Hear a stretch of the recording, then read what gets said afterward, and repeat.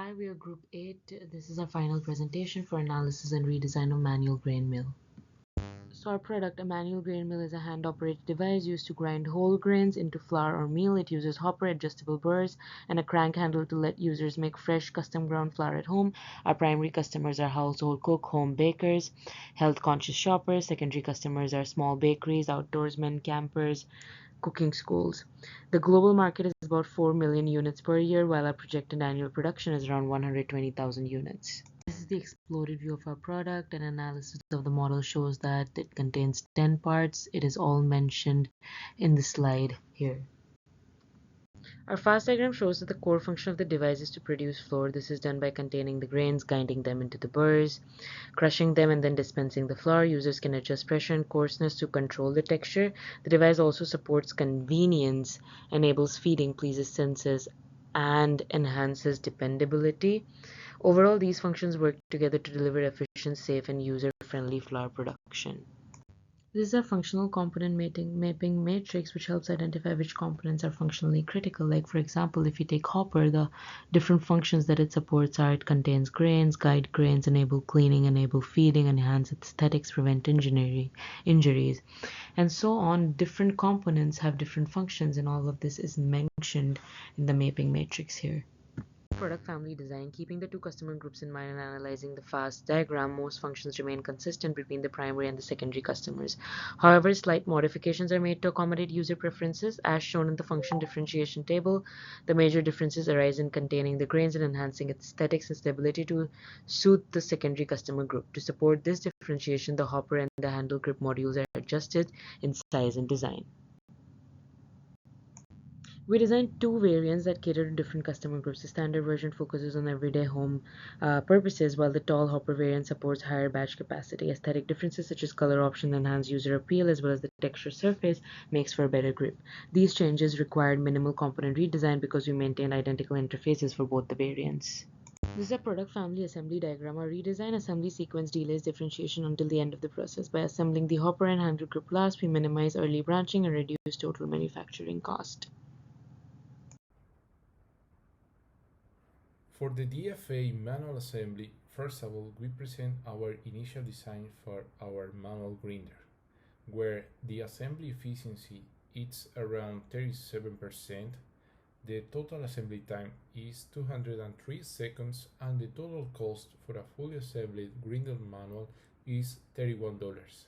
After the optimization of our design and also applying some DFA guidelines, we found that components like screws, nuts, rivets, handle grips, and fissures to facilitate the orientation improve the assembly efficiency to 43%. The total assembly time was reduced to 125 seconds approximately, and the total cost was reduced to $25 about. So in the table on the right hand is our gains, where the number of items was reduced to 9, the efficiency was improved in almost 6%, the cost per grinder improved in around $5, and the assembly time was 78 seconds less than the original one. For design for automated assembly, we selected the crank handle subassembly because it contains the three lightweight parts ideal for automatic fitting and insertion. It appears in the product family assembly tree as its own parallel subassembly, and it benefits directly from automation due to the high production volume.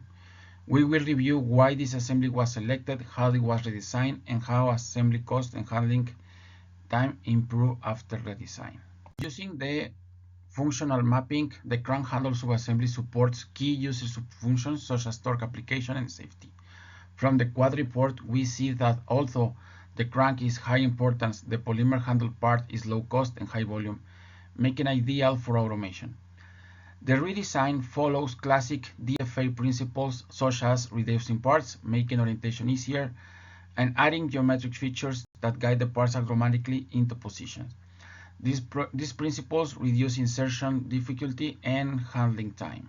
Feature 1 integrated the handlebar from the grip. This is carryover for the manual design for assembly. One-piece polymer replaces metal bar and grip, eliminating the trading operations and reduces the part count. Second feature, chamfering a D-shaped hole in the crank paired with a matching D-shaped polymer spigot. The chamfer guides insertion automatically, and the flat ensures torque transmission without relying on the polymer threads.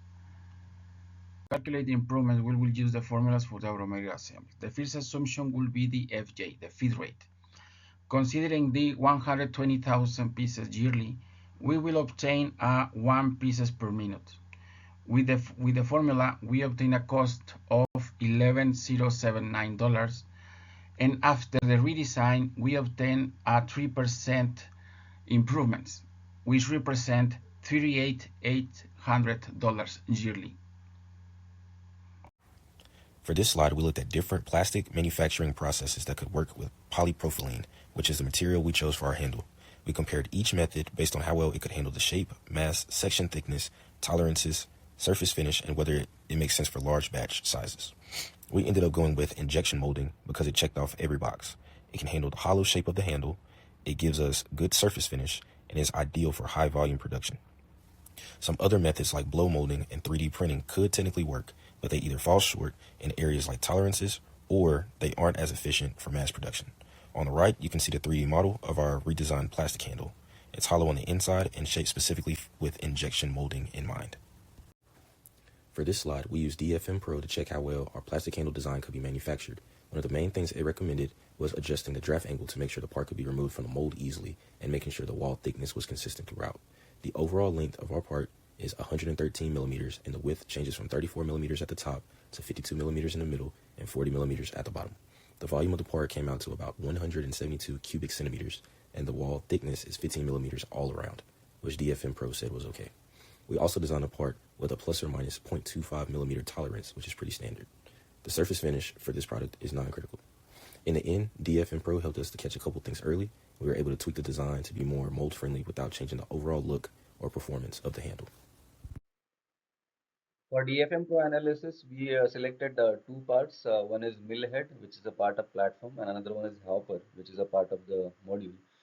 Mill head is manufacturing process is die cast, and the particular first DfM Pro analysis was done considering the modifications made during manual assembly requirements, and the two bolts were added as part of integral part of the casting. When DfM Pro was ran, it gave a lot of errors related to the draft angles and the minimum wall thickness requirements.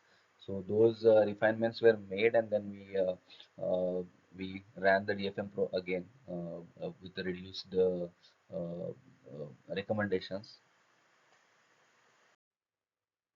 The second part selected for analysis was hopper, which is sheet metal processing part, and in this particular part, as per DFA requirement, we eliminated the threaded portion and added a locating feature, so which will reduce the manual assembly time. So after doing the DFM Pro analysis, there were not any major issues found in this particular part, so no further CAD modifications were required to be done.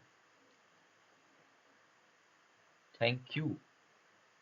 This is a product service system proposal. The subscription-based service offers regular wheel maintenance and sharpening, a monthly grain delivery, and extended warranty with quick repair and replacement for high-wear parts, and a QR code app with setup guides.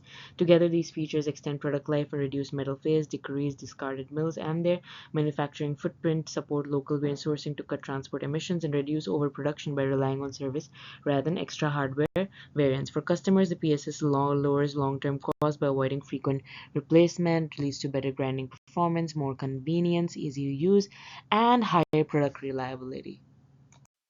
In conclusion, we achieved an automated assembly cost reduction of 32.4 cents, which corresponds to a 3% cost reduction, saving roughly $39,000 per year with our expected production of 120,000 units. We also achieved a manual assembly time reduction of 78.38 seconds, or a 6.3% increase in efficiency, by bringing the total number of items down from 27 to 18.